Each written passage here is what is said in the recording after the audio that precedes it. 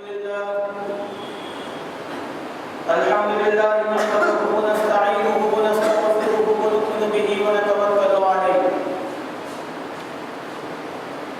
ونعوذ بالله من شرور انفسنا وسيئات اعمالنا من يهد الله فلا مضل له ومن يضلل فلا هادي له واشهد ان لا اله الا الله وحده لا شريك له ونشهد ان محمدا عبده ورسوله أرسله بالحق بشيرا ونذيرا وداعيا إلى الله بإذنه وسراجا منيرا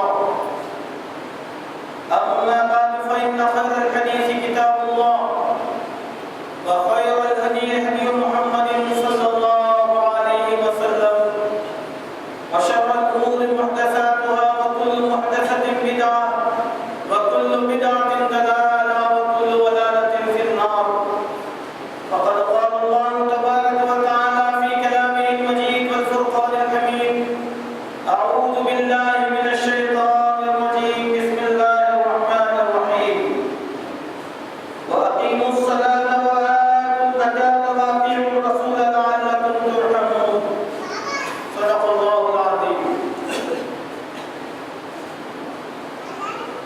معزز حاضرین، تمام قسم کی تعریف اللہ تبارک و تعالیٰ کے لیے لائق اور دیوا ہے، جس نے ہم سب کو مسلمان بنایا، ہمیں حامل قرآن کا خطاب عطا فرمایا اور اس نے خیر امت کا نام لے کر ہماری حوصلہ افزائی فرمائی اور عزت کے مقام پر ہم کو فائز فرمایا۔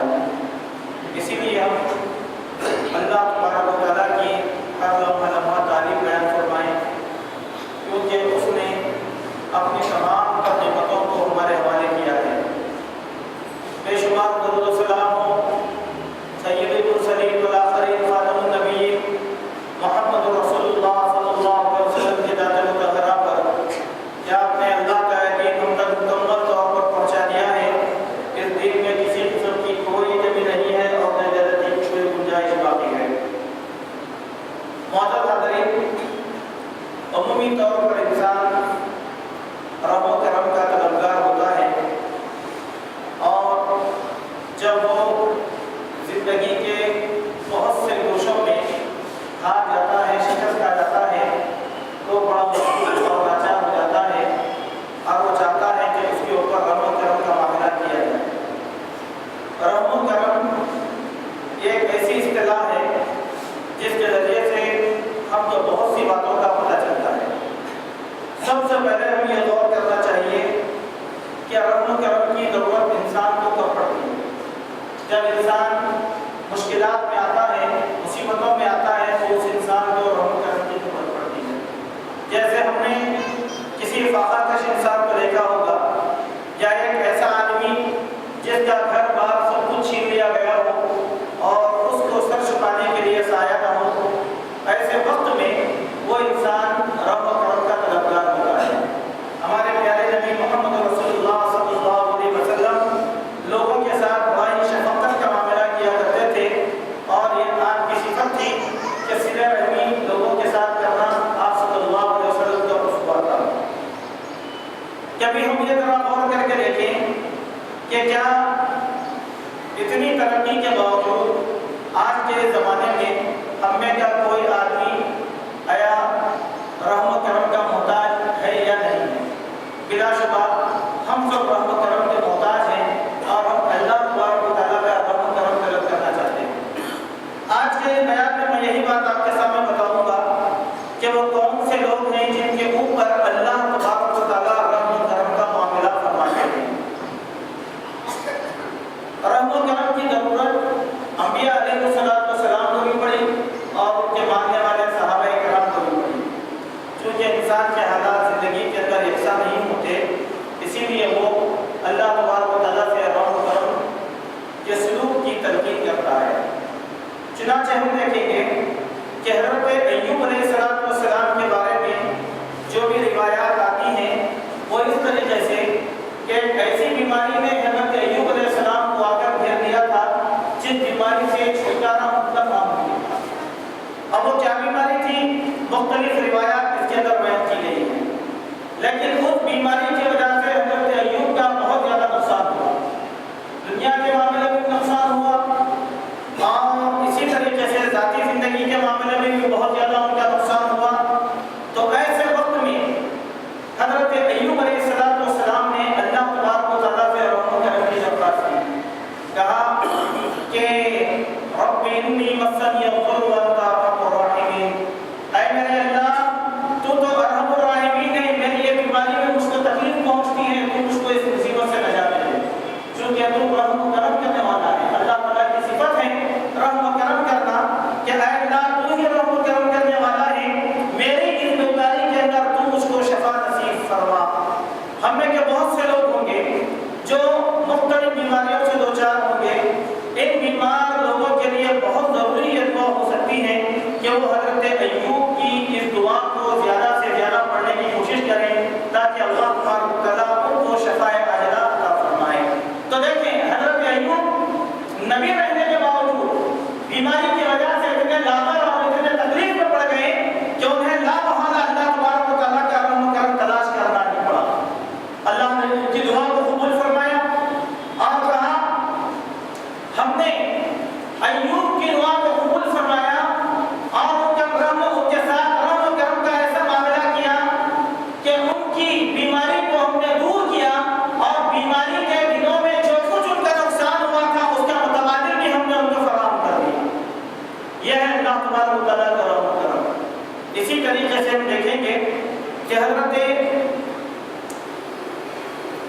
یونس علیہ السلام کا ذکر قرآن مجید میں کیا جاتا ہے کہ حضرت یونس علیہ السلام سمندر کی گہرائی میں مچھلی کے پیٹ میں چلے گئے، تو اس تاریکی سے، سمندر کی تاریکی سے اللہ تبارک و تعالیٰ کو پکارا، لا الہ الا انت سبحانک انی کنت من الظالمین، اے میرے اللہ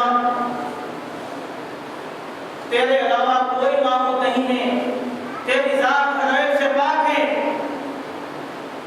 اور میں اپنے آپ پر ظلم کیا ہوا ہوں، اے اللہ تو مجھ پر میرا رحم فرما۔ اللہ نے سمندر کی تاریکی سے ان کی دعا کو قبول کیا اور صحیح سالم یونس علیہ السلام کو لا کر ساحل سمندر کے اوپر ڈال دیا گیا۔ تو یہ رحم و کرم کا معاملہ ہے کہ ہم رحم و کرم کے طلبگار ہیں اللہ تبارک و تعالیٰ سے، چاہے ہم سرمایہ دار ہوں، خوشحال ہوں، لیکن زندگی کے قدم قدم پر ہم رحم و کرم کے محتاج ہیں۔ اور پھر آج کا یہ زمانہ ہم سب کے لیے رحم و کرم کی درخواست کرتا ہے۔ اس زمانے میں، اس دور میں مسلمان جتنے مظلوم ہیں، مغرور ہیں، ذلیل ہیں، رسوا ہیں اور خوار ہیں، کسی بھی زمانے میں اتنی شدت مسلمانوں کی قسمت میں نہیں آئی تھی جو اس وقت مسلمانوں کے پاس ہے۔ دنیا کا ہر خطے میں مسلمان کو ظلم کیا جا رہا ہے، کہیں مسلمان کے خون کو ناحق طور پر بہایا جا رہا ہے، کہیں ہمارے گھروں کو تباہ کیا جا رہا ہے، کہیں ہماری تجارتوں کو برباد کیا جا رہا ہے۔ یہ سب کچھ تماشا ہو رہا ہے، لیکن ہے کوئی روئے زمین پر اللہ کے علاوہ ہم پر رحم و کرم کرنے والی ذات؟ تو بلا شبہ اللہ تبارک و تعالیٰ کے رحم و کرم کے سب سے زیادہ حقدار اور محتاج ہم لوگ ہیں اس زمین کے اوپر۔ لیکن میرے مومن بھائیوں، کیا کبھی ہم نے یہ سوچنے کی کوشش کیا کہ وہ کون سے راستے ہوں گے، وہ کون سے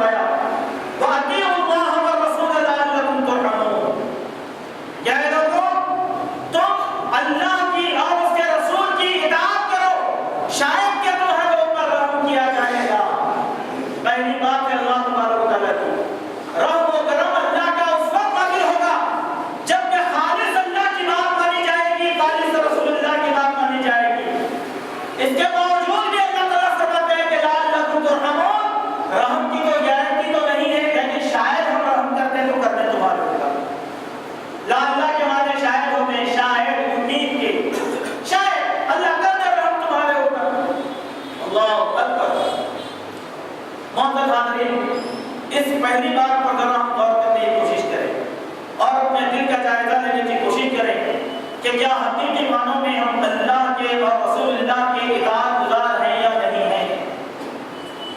ایک طرف اللہ کا یہ قرآن ہے، نبی کا یہ فرمان سنت ہے، اور ایک طرف ہمارے باپ دادا اور خاندانی مذاہب، یہ دونوں طریقے اور دونوں رواج آج ہمارے سامنے ہیں۔ ہم اس دل سے ذرا پوچھ کر دیکھیں کہ اللہ اور اس کے رسول کے مقابلے میں ہم کس چیز زیادہ سنتے ہیں اور کس چیز زیادہ مانتے ہیں۔ ایک طرف ہمارا دل ہے اور ایک طرف اللہ تبارک و تعالیٰ کا حکم ہے۔ ہم اپنے دل کی زیادہ سنتے ہیں یا اللہ تبارک و تعالیٰ کے حکم کی زیادہ سنتے ہیں؟ اگر اللہ کے حکم کی صلاح ہوتا تو خاندانی روایات، باپ دادا کے طریقے ہمارے قدموں پر اور ہمارے ٹھوکروں کے اوپر ہوتے۔ اگر ہم نے اللہ کی سنا ہوگا تو دل کی غلامی سے کبھی بھی ہم آزاد ہو جاتے، لیکن ہم ہر کام کو ہمارے دل کی تسکین کے لیے کرتے ہیں۔ کیسے؟ بھئی یہ بدعات ہے، یہ خرافات ہے، مت کرو۔ پہلا ہمارا سوال ہمارے ذہن میں شیطان یہ ڈالتا ہے کہ بھئی زمانے قدیم سے چلا آ رہا ہے، اب کیسے چھوڑیں؟ ہمارے باپ دادا نے ایسے کیا تو ہم کیسے چھوڑیں؟ بڑوں نے ایسے کیا تو ہم کیسے چھوڑیں؟ ایک طرف نبی کی حدیث ہے اور دوسری طرف باپ دادا کا طریقہ ہے۔ ایک طرف میرے دل کی خواہش ہے کہ میں میرے دل کی تسکین کے لیے بہت کچھ کرنا چاہتا ہوں اور کر رہا ہوں۔ اگر کوئی کہے کہ بھائی یہ کیوں کر رہے ہیں، میرے دل کی خواہش ہے، میں نے سنا کس کی دل کی؟ اللہ کی نہیں سنا، رسول اللہ کی نہیں سنا۔ ایسی بہت سی مثالیں ہمارے سامنے آ سکتی ہیں۔ شادیوں میں ناچ گانا بجانا، پٹاخے، ڈھول تاشے، یہ سب کیا ہے؟ ہمارے نفسانی خواہشات کی پیروی۔ پوچھئے آپ کیوں کر رہے ہو؟ کیوں کر رہے ہو؟ انہوں نے ہمارے دل کی خواہش ہے بھائی، سنے کس کی؟ دل کی خواہش۔ میرے دوست، نکاح تو دل کا نہیں تھا، نکاح کو ہم نے کہا النکاح من سنتی، نکاح نبی کی سنت ہے۔ نبی کی سنت کو دل کی غلامی کے حوالے ہم نے کیسے کیا؟ اسی لیے اللہ کا رحم و کرم ہم سے چھین لیا گیا۔ آج قدم قدم پر ہماری بغاوت ہے اللہ تبارک و تعالیٰ کے ساتھ۔ ہم زبانی طور پر اللہ کی بات سننے کا دعویٰ کرتے ہیں، لیکن عمل ہمارا اللہ کی بات سے مطلق خالی ہے۔ جیسے سود علی اعلان کھایا جاتا ہے، امانتوں میں خیانتیں کی جاتی ہیں، ناجائز طور پر چھینا چھپی اور غصب کیے جاتے ہیں۔ یہ سب چیزیں کیا ہے؟ کیا اللہ کی اطاعت ہے؟ کیا اللہ کی اطاعت ہے؟ میرے دوستو ذرا غور کرو، آج زمین پر جو ظلم ہمارے خلاف ہو رہا ہے، یہ ظلم اللہ نے یہی بپا نہیں کیا، ہماری بغاوتوں کا نتیجہ ہے۔ ہماری بغاوتوں کا نتیجہ ہے۔ ہم اللہ کے ہو جائیں، ہم رسول اللہ کے ہو جائیں، پھر دیکھ لیں روئے زمین کے اوپر ہم کو سر منہ کرنے والا کوئی نہیں ہو سکتا۔ پہلے ہم اللہ کے بنیں، پہلے ہم، اسی لیے کہا اطیعوا اللہ و اطیعوا الرسول۔ اطاعت کا موضوع قرآن مجید کا ایک خاص موضوع ہے، لہذا ہم یہاں پہلی بات آپ کو یہی بتانا چاہتے ہیں، زندگی کا کوئی بھی معاملہ ہو، چاہے خوشی کا ہو، چاہے رنج کا ہو، چاہے تجارت کا ہو، کوئی بھی معاملہ ہو، ہر بات میں ہمیں سب سے پہلے یہ دیکھنا چاہیے کہ میرے اس کام میں اللہ اور اس کے رسول کا کیا معاملہ ہے۔ ایک واقعہ مجھے یاد آیا، سرسری طور پر وہ واقعہ میں آپ کے سامنے رکھتا ہوں۔ حضرت عمر بن خطاب رضی اللہ عنہ کے پاس اللہ کے نبی کی ایک بات پہنچی۔ حضرت عمر نے کہا کہ ہاں مجھے معلوم ہے کہ اللہ کے نبی کی بات ہے، لیکن میں اس کی اور زیادہ تصدیق چاہتا ہوں۔ تم نے کس سے سنا؟ کہا کہ میں نے ابو موسیٰ اشعری سے سنا۔ جاؤ ابو موسیٰ کو میرے پاس بھیجو۔ وہ صحابی نے کہا کہ ابو موسیٰ تم کو امیر المومنین نے بلایا ہے۔ حضرت ابو موسیٰ ہانپتے ہانپتے حضرت عمر کے گھر تک آئے، 3 مرتبہ دستک دیے گھر پر، کوئی جواب نہیں آیا۔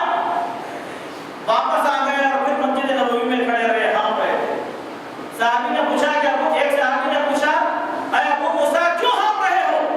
کہا کہ امیر المومنین نے مجھ کو بلایا تھا، میں ان کے گھر گیا، نبی کی سنت کے مطابق 3 مرتبہ آواز دیا، جواب نہیں آیا تو میں آ کر یہاں پر کھڑا ہو گیا۔ اب میں یہ سوچ رہا ہوں کہ عمر بن خطاب اگر مجھ سے پوچھے تو میں کیا جواب دوں؟ اتنے میں تھوڑی ہی دیر بعد حضرت عمر تشریف لائے۔ پوچھا ابو موسیٰ میں نے تم کو بلایا تھا، تم میرے پاس کیوں نہیں آئے؟ کہا کہ اے امیر المومنین میں تو آپ کے گھر پر آیا تھا، 3 مرتبہ میں نے دستک دیا اور اللہ نے قرآن میں کہا اور نبی نے تعلیم دی کہ کسی کے گھر پر 3 مرتبہ آواز دینے کے بعد اگر جواب نہ آئے تو واپس لوٹو۔ میں واپس لوٹ گیا، کہا ابو موسیٰ یہ حدیث تم سے مجھ تک پہنچی تھی، اس کی تصدیق کے لیے میں نے تم کو بلایا تھا، آج مجھ سے تصدیق ہو گئی۔ بات کیا ہے؟ اطیعوا اللہ و اطیعوا الرسول، بات اللہ کی اور بات رسول اللہ کی۔ اللہ اور اس کے رسول کے مقابلے میں کسی کی بات اگر مانی جائے گی تو اللہ کا رحم و کرم ہم سے چھین لیا جائے گا۔ مثال کے طور پر آپ دیکھیں، ہم طلاق دیتے ہیں نبی کے طریقے پر، اللہ کے طریقے پر، چونکہ اللہ نے قرآن میں وضاحت بیان کر دیا۔ لیکن میرے دوست، میرا دل یہ کہتا ہے کہ یہ طلاق کا طریقہ میرے مسلک کے موافق نہیں ہے، لہذا میں اس کو نہیں مانتا۔ ذرا بتاؤ تو صحیح، میں میرے مسلک کی پیروی کر رہا ہوں یا محمد صلی اللہ علیہ وسلم؟ اللہ کے نبی کی سنت میں نماز کا ایک طریقہ ہے، میں یہ کہتا ہوں کہ نہیں، ایسی نماز میرے مسلک میں نہیں ہے، میرے امام کے پاس نہیں ہے، میں نماز اللہ کی پڑھ رہا ہوں یا میرے امام کی پڑھ رہا ہوں۔ سوچو ذرا بات، غور کرو، اس کے نقصان سب سے بڑا ہمارے سامنے آ رہا ہے کہ ہم اللہ کے رحم و کرم سے دور ہوتے چلے جا رہے ہیں، جس کا نتیجہ آج ہمارے سامنے ہے۔ اسی لیے اللہ نے کہا اطیعوا اللہ و اطیعوا الرسول لعلکم ترحمون، اللہ اور اس کے رسول کی اطاعت کرو، شاید کہ تمہارے اوپر رحم کر دیا جائے گا۔ کبھی ایسا بھی سوچ کر دیکھو، میں بھوکا مر جاؤں گا، افلاس میں تڑپ جاؤں گا، موت مجھ کو آ کر گلے لگائے گی، لیکن میں میرے رب کے خلاف کوئی کام نہیں کر سکتا، پھر دیکھو اللہ کا رحم و کرم کیسے نازل ہوتا ہے۔ کیا صحابہ نے ایسا معاملہ نہیں کیا تھا؟ کیا صحابہ نے ایسا معاملہ نہیں کیا؟ اللہ کی رضامندی کے لیے ان صحابہ اکرام نے، اللہ کی خوشنودی کے لیے ان صحابہ نے اپنی جانوں کو پیش کر دیا، لیکن کلمہ کفر کو ایک لمحے کے لیے اپنی زبان سے ادا نہیں کیا۔ یہ ہے اللہ کی اطاعت، یہ ہے رسول اللہ کی اطاعت، اور دوستو یہی اطاعت آج ہمارے دلوں میں نہیں ہے۔ کیونکہ بھائی بات قرآن کی میں مانتا ہوں، انکار نہیں ہے، لیکن یہ لیکن کیا ہے؟ یہ لیکن کیا ہے؟ اسی لیے اللہ نے بھی کہا کیا شاید، اگر وہ لیکن ہمارے دلوں میں نہیں ہوتا تو رب کے پاس بھی شاید نہیں ہوتا، براہ راست اللہ تبارک و تعالیٰ رحم کا معاملہ ہمارے ساتھ کر دیتے۔ ہم نے کہا لیکن، رب نے کہا شاید۔ اللہ اکبر، سوچو ہمارا کون سا عمل ہوگا جو اللہ تبارک و تعالیٰ کے دربار میں قابل قبول ہوگا۔ دوسری بات، رحم و کرم کے بارے میں اللہ تبارک و تعالیٰ سورہ انعام کی آیت نمبر 155 میں ارشاد فرماتے ہیں، وَهَذَا كِتَابٌ أَنزَلْنَاهُ مُبَارَكًا، اس مبارک کتاب کو ہم نے تم پر نازل فرمایا، فَاتَّبِعُوهُ، اس کتاب کی پیروی کرو، لَعَلَّكُمْ تُرْحَمُونَ، شاید کہ تمہارے اوپر رحم کیا جائے گا۔ قرآن مجید اللہ کی کتاب، مبارک کتاب، محترم کتاب، اللہ نے ہماری رزق و ہدایت کے لیے بھیجا، تو ہمارا تقاضا یہ ہونا چاہیے کہ ہم اس کتاب کو مانیں۔ جو بھی ہے اس کتاب میں، میری زندگی کا ہر مسئلہ اس کتاب میں، ایسا کوئی مسئلہ نہیں قیامت تک جو قرآن مجید میں اللہ تبارک و تعالیٰ نے بیان کیا ہو۔ اللہ نے کہا اگر تم کتاب کو مان لو کہ شاید تمہارے اوپر رحم کیا جائے، لیکن اس کتاب کی حیثیت آج ہمارے پاس کیا ہے؟ اس کتاب کی حیثیت ہمارے پاس کیا ہے؟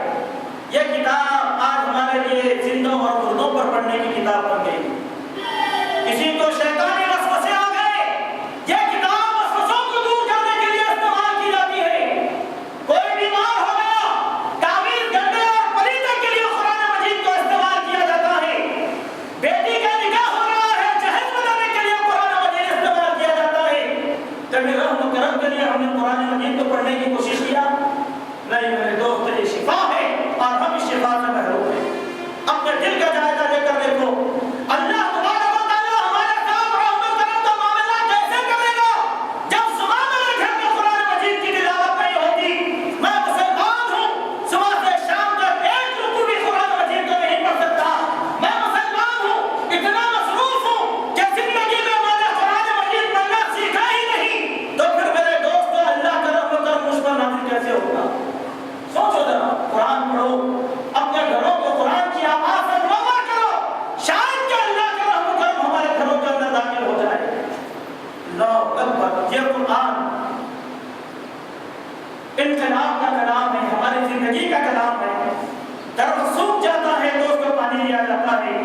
ایمان سوکھ جاتا ہے تو تلاوت کی جاتی ہے.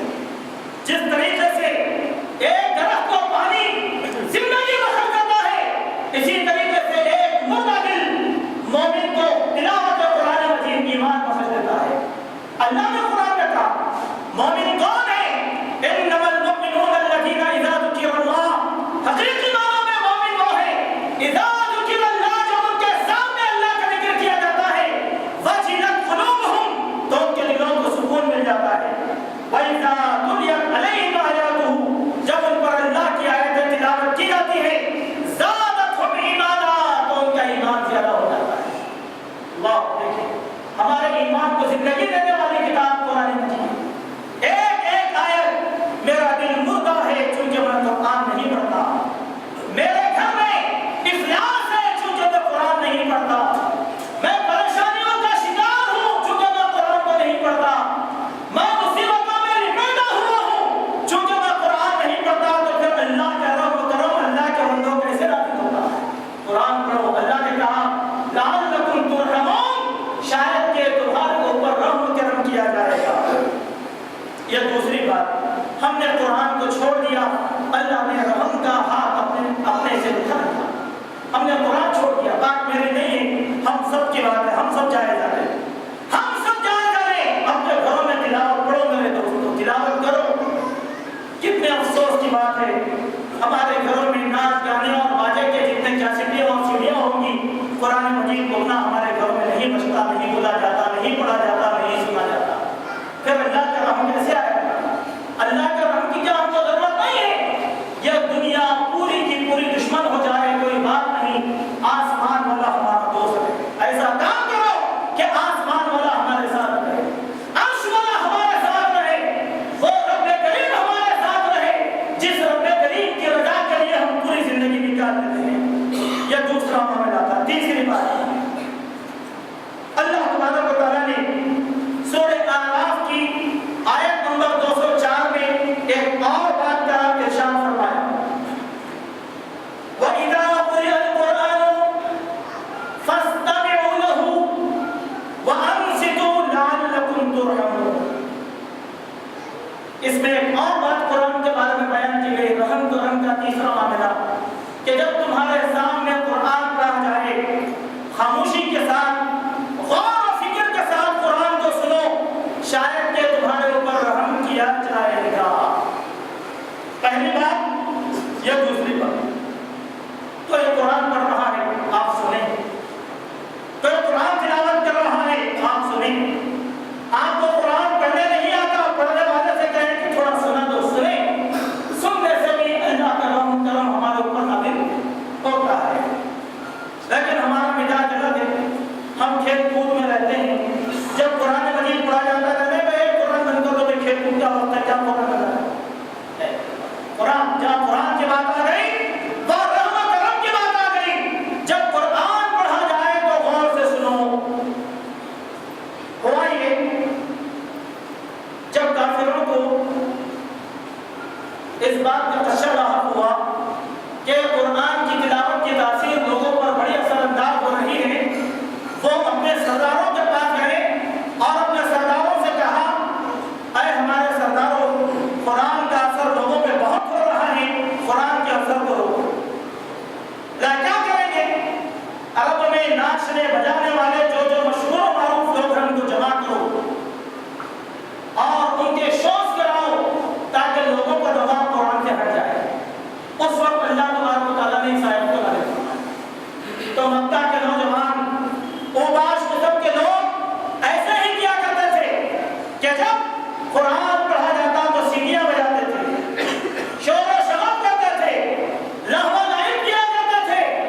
تو اللہ نے یہ آیت کو نازل فرمایا، جیسے اللہ تبارک و تعالیٰ سورہ حامیم سجدہ کی آیت نمبر 26 سے بیان فرماتے ہیں کہ وہ کہا کرتے تھے، لا تسمعوا لهذا القرآن وألغوا فيه.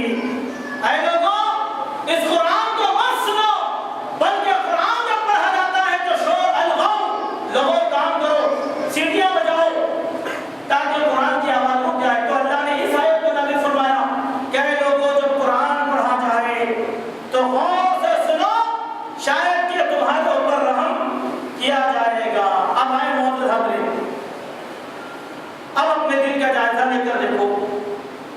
و غریب معاملہ لوگوں کا ہے کہ اللہ کی بات کے ساتھ اور قرآن کی بات کے ساتھ لوگوں کا معاملہ کتنا عجیب و غریب ہے کہ ہم قرآن کو سننا نہیں چاہتے تو ہمارے اوپر رحم کہاں سے ڈالے لوگ سن کر دیں. قرآن پڑھو قرآن سنو، یہ دونوں کا رحم و کرم کا تقاضا کرتے ہیں. چوتھی بات، اللہ تبارک و تعالیٰ دعوت دین کو رحم و کرم کا ذریعہ بنایا ہے. جیسے اللہ تعالیٰ نے اپنے نبی صلی اللہ علیہ وسلم کو کہا سورہ اعراف کی آیت نمبر 63 میں اللہ تعالیٰ فرماتے ہیں او عجبتم ان جاءکم ذکر من ربکم علی رجل منکم لینذرکم ولتتقوا ولعلکم ترحمون.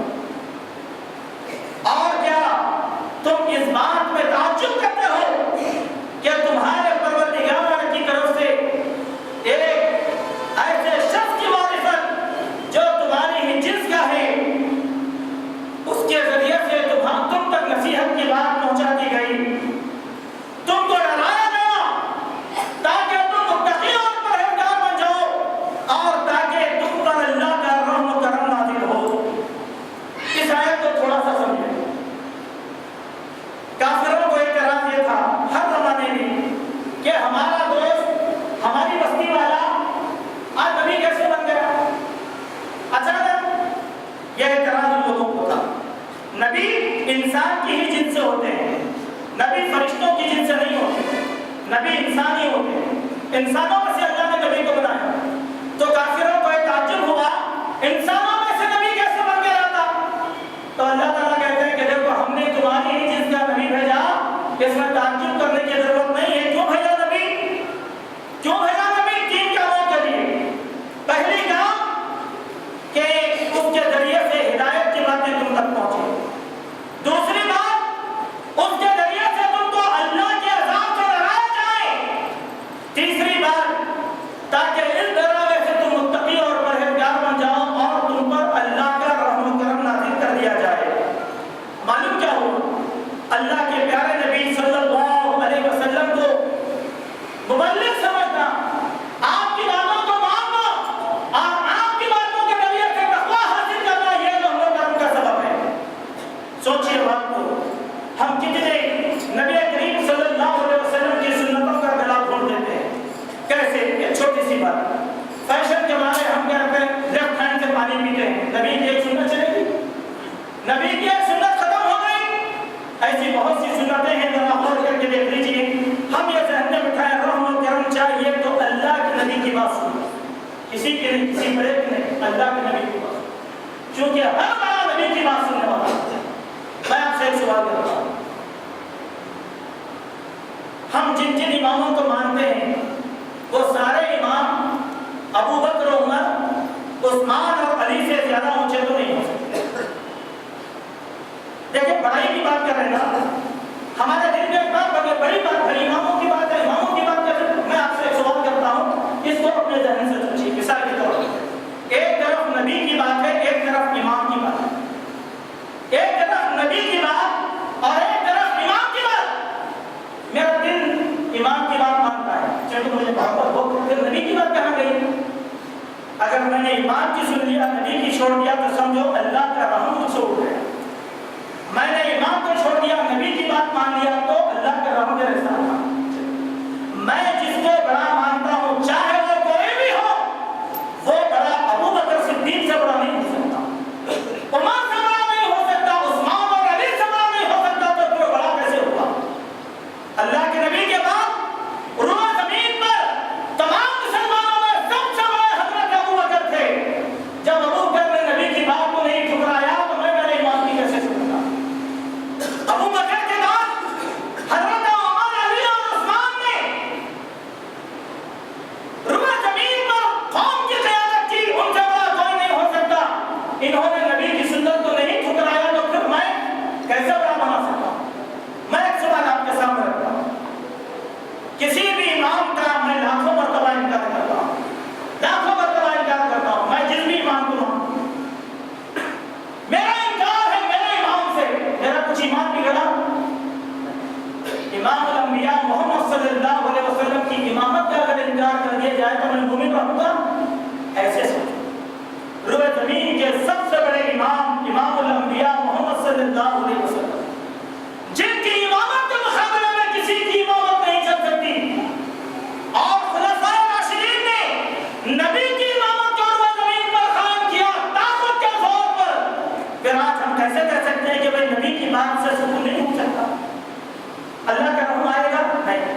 بولو نہیں، میرے نبی کی بات آ گئی بس ساری چیزیں نہیں چاہیے، ماں غلط ہوں، میرے بڑے غلط ہے، میرے نبی سچ ہے، پھر دیکھو اللہ تبارک و تعالیٰ کی مدد آسمانوں سے کس طریقے سے نازل ہوگی، اس زمین پر روب، دبدبا، اقتدار، شان و شوکت، جاہ و جلال، سب کچھ اللہ تبارک و تعالیٰ واپس دے دے گا صرف نبی کی دعوت کو ماننے کی وجہ سے۔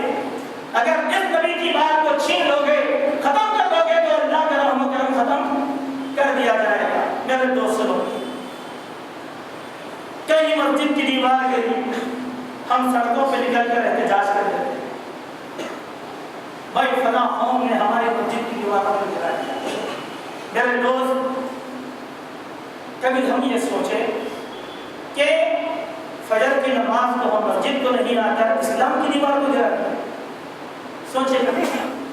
سوچو، فجر کی نماز کو نہیں آ کر اسلام کی دیواروں کو گرا دیا، کبھی ایسے سوچا؟ نہیں سوچا۔ ایسا بھی سوچو، ویسا نہیں، ایسے سوچو۔ جب ایسے سوچیں گے تو پوری دنیا کی قومیں ہمارے قدموں کے تحت آ کر گر جائیں گے۔ ہمارا سوچنے کا انداز بدل گیا، سوچنے کا انداز بدل گیا، اسی لیے رحم و کرم اللہ تبارک و تعالیٰ کا ختم ہو گیا۔ چلیے ایک اور بات، رحم و کرم کے بعد ہمیں پانچویں بات جو اللہ تبارک و تعالیٰ نے بتایا کہ رحم و کرم کیسے نازل ہوتا ہے، سورہ نور آیت نمبر 56 میں اللہ تعالیٰ کا ارشاد ہے، وَأَقِیمُوا الصَّلَاةَ وَآتُوا الزَّکَاةَ وَأَطِیعُوا الرَّسُولَ لَعَلَّکُمْ تُرْحَمُونَ۔ اے لوگوں، نماز کو قائم کرو، زکات ادا کرو اور رسول کی اطاعت کرو، شاید کہ تم پر رحم کیا جائے گا۔ کتنی بڑی بات ہے، معلوم؟ سوچ کر دیکھو، تین باتیں، نماز کو قائم کرو، زکات ادا کرو، رسول کی سنو تو تم پر رحم کیا جائے گا۔ میں نماز بھی قائم نہیں کرتا، آج تو زکات کا نظام اجتماعی طور پر پورا مسلمانوں میں نہیں ہے، رسول کی تھوڑے لوگ سنتے، تھوڑے لوگ نہیں سنتے، یہ معاملہ ہمارا ہو گیا، تو اللہ کا رحم و کرم آئے گا؟ نہیں آئے گا۔ آج جمعہ کا دن ہے، ہر مسجد بھر کر نکل جاتی ہے، اس کا مطلب کیا ہے کہ مسلمان بہت ہیں، لیکن یہی لشکر ہمارا 5 وقت کی نمازوں میں کیوں دکھائی جائے گا؟ ہماری مسجد، محلے کی مسجد ایک صف میں بھری رہتی ہے، بازار کی مسجد 2 صف رہتی ہے، کیوں مسلمان نہیں رہتے وہاں پر؟ پھر یہ 5 وقت کی حاضری کیوں نہیں لی جاتی؟ یہ اقامت صلاۃ نہیں ہوتا۔ اقامت صلاۃ کے معنی ہر وقت مسجدیں بھر جائیں۔ ایک تجزیہ میں آپ کو بتاتا ہوں، الحمدللہ بعض علاقے ایسے ہیں آج بھی ہندوستان میں، اگر آپ وہاں جائیں گے تو ایمان تازہ ہو جائے گا۔ مثال کے طور پر آپ تمل ناڈو کو جائیے، تمل ناڈو کا خصوصاً آرکان کا علاقہ، یعنی مدراس سے بنگلور کے درمیان کا جو علاقہ تمل ناڈو کا ہے، وہاں پر کئی بستیاں ہیں مسلمانوں کی۔ اذان ہونے کے بعد آپ مسجدوں میں جمعہ کا عالم دیکھیں، خود مدراس شہر کے اندر اگر آپ جائیں گے تو اذان کے ساتھ مسجدیں بھر کر نکل جائیں گی۔ یہی حال کیرلا کے مسلمانوں کا ہے، اذان ہو گئی تو عرب کا معاملہ رہتا ہے کہ پوری کی پوری مسجدیں بھر جاتی ہیں، تو ہماری مسجد کیوں نہیں بھرتی؟ اقیموا الصلاۃ، نماز کو قائم کرو، زکات ادا کرو، رسول کی سنو۔ پھر میں آپ کو کہ رسول کی سنو، رسول کے علاوہ کسی کی مت سنو، تو اللہ تعالیٰ کا رحم و کرم نازل کیا جائے گا۔ یہ 5ویں بات تھی۔ 6ویں بات، اللہ تبارک و تعالیٰ ارشاد فرماتے ہیں، سورہ نمل کی آیت نمبر 46 میں اللہ تعالیٰ کا ارشاد ہے، قال یا قومی لم تستعجلون بالسیئۃ قبل الحسنہ۔ نبی نے کہا، اے میری قوم،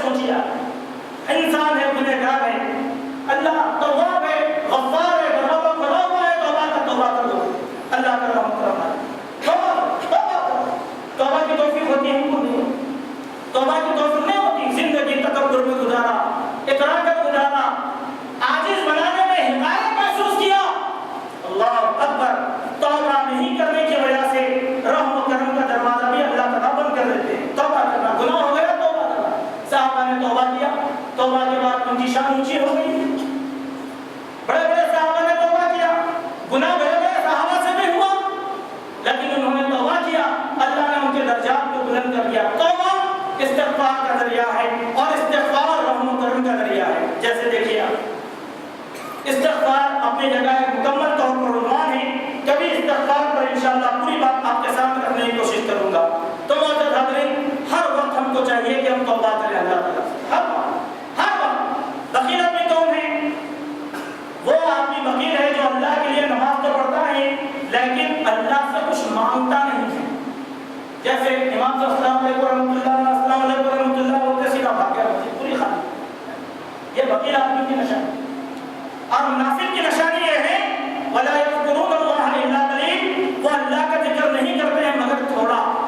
हम मोमिन हैं, बहुत करें अल्लाह का, बहुत करें अल्लाह का, जो आए क्यों अल्लाह का जिक्र करने के लिए 5-10 मिनट बैठे अल्लाह का जिक्र करें, अपने गलतियों पर नाज़िम हो, तौबा करने की वजह से भी अल्लाह तबारक व तआला का रहम व करम हमारे साथ होता है। सातवीं बात अल्लाह ताला का इरशाद सूरह यासीन आयत नंबर 45 में, वइज़ा क़ील लहुम इत्तक़ू मा बैना अयदीकुम व मा खल्फकुम लअल्लकुम तुरहमून, और उनसे जब कभी कहा जाता है कि अगले पिछले गुनाहों से बचो, शायद कि तुम पर रहम किया जाएगा। इसका मतलब क्या है? आदमी अपने अमाल पे गौर करना, मैं पहले क्या गुनाह किया था, अब छोड़ दिया, अब क्या गुनाह कर रहा हूँ, अब नहीं करूँगा। अपने गुनाहों पर नजर रखने की वजह से अल्लाह तबारक व तआला रहम करम का मामला फरमा देते हैं। एक बात मैं आपको बताता हूँ, हम अपने गुनाहों पर नजर नहीं रखते, चाहे छोटे हो चाहे बड़े हो, गुनाहों पर मोमिन की नजर रहना चाहिए, क्योंकि यही गुनाह अल्लाह को नाराज कर देते हैं। अगर ये गुनाह हमारी आंखों के सामने रहे तो हम बुराइयों से बच सकते हैं। आईने का काम क्या है? मेरे चेहरे की खूबसूरती या मेरे चेहरे की बदसूरती दिखाना। मैं आईने में देख के मेकअप करता हूँ, खूबसूरती आएगी। इसीलिए अपने गुनाहों को अपने सामने रखो ताकि हमारे अमाल खूबसूरत हो। हम भूल जाते हैं, किसी को गाली दिया भूल गए, किसी को ज़बान से तकलीफ दिया भूल गए, किसी को हाथ से तकलीफ दिया भूल गए। ये भूलने की वजह से हम गुनाहों में पड़ जाते हैं। अपने सामने रखना, मैं क्या गलती किया था, उस पर इस्तिग़फ़ार कर लो तो अल्लाह तबारक व तआला रहम करम का मामला फरमा देते हैं। चलिए आखिरी बात, आज के दर्स की आखिरी बात जो बड़ी अहम बात है, यहीं पर इंशाअल्लाह ये बात पूरी हो जाएगी। सूरह हुजरात आयत नंबर 10, इसमें अल्लाह ताला एक आठवीं बात बयान कर रहे हैं रहमत करम की। वो बात ये है कि इन्नमल मुमिनूना इख्वतुन, मोमिन आपस में भाई भाई है, फ़अस्लिहू बैना अख़वैकुम, अपने भाइयों में इस्लाह कर दो, वत्तक़ुल्लाह, अल्लाह से डरते रहो, लअल्लकुम तुरहमून, शायद कि अल्लाह तुम पर रहम कर ले। या जब मतलब इस्लाह करना आपस में कैसे? भाई देखो आप ये गलती कर रहे हैं, आप इस्लाह कर लीजिए, आपका ये अमल कुरान और सुन्नत के खिलाफ है, आपकी ये आदत अल्लाह को नाराज करने वाली है, एक दूसरे को नसीहत। अल्लाह ने हुक्म दिया सूरह असर में कि मोमिन वो हैं जो हक बात की तवासौ बिल हक़ व तवासौ बिस सब्र, वो हक बात की और सब्र की तलकीन किया करते हैं। ऐसे करना हमारे पास ऐसे नहीं होता। इस्लाह का काम हमने छोड़ दिया। इस्लाह के माने क्या है? बुरे को बुरा बना दिया और अच्छा अपनी जगह अच्छा समझाएं। अच्छों की जिम्मेदारी है कि बुरों की बुराई को खत्म करें, बुरों की बुराई को खत्म कर लें। तो मोअज़्ज़ज़ हाज़रीन, भाइयों में नाराजगी हो गई, इस्लाह कर लो, मियाँ बीवी में नाराजगी हो गई, इस्लाह कर लो, बाप बेटे में कुछ हो गया, इस्लाह करो, मुसलमान में झगड़ा हो गया, इस्लाह कर लो, अल्लाह का रहमत करम नाज़िल होगा। बात पूरी हो गई। अब मेरे दोस्त, मैं आपकी तवज्जो यही लाना चाहता हूँ, आज ज़मीन पूरी आपकी दुश्मन है, अल्लाह का रहमत करम अभी नहीं आया हमारे ऊपर। हम सवाल करते अल्लाह से, मता नसरुल्लाह, ऐ मेरे अल्लाह तेरी मदद कब आएगी? आएगी अल्लाह की मदद, पहले अल्लाह वाले बन जाओ, पहले अल्लाह वाले बन जाओ, अल्लाह को याद करने वाले बन जाओ। जब अल्लाह को याद करोगे तो सिर्फ निगाहें उठाएंगे तो अल्लाह की मदद आ जाएगी। निगाहें उठाएंगे तो आज हमारे दिलों में बुज़दिली है, हमारा हौसला पस्त हो गए, मौत का खौफ हमको सता रहा है, घर लुटने की वजह से हम बेघर हो गए हैं। अल्लाह अकबर, देखिए आप मुज़फ्फराबाद के लोग 50,000 लोग अपने घरों में रहने के लिए तैयार नहीं है। 50,000 लोग अपने घरों में रहने के लिए तैयार नहीं है। क्यों? अल्लाह ने गैर मुस्लिमों को उनका दुश्मन बना दिया। अल्लाह ने